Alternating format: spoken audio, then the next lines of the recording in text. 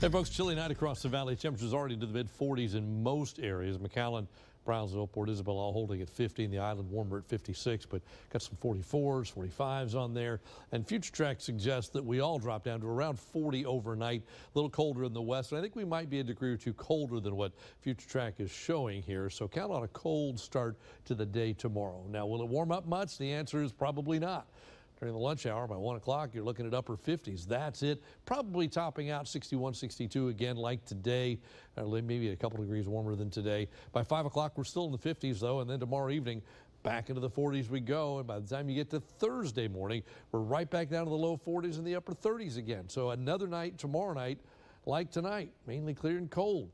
During the daytime Thursday, we finally begin to see a change. Southeasterly wind kicks in. We warm back up into the upper 60s, perhaps getting close to 70 on Thursday. And then Friday morning, pretty mild, upper 50s rather than near 40. So you see a big change by Friday. And then Friday afternoon, temperatures will get close to 70 across most of the area, but still a cool day.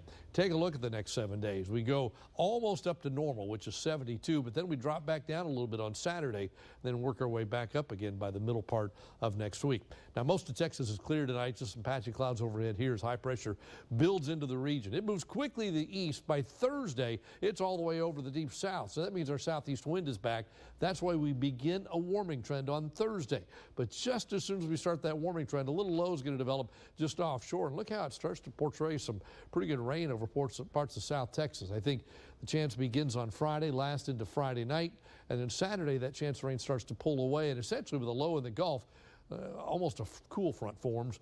That gives us a northerly wind on Saturday again. That's why Saturday is a little bit cooler, not a lot, but a little bit.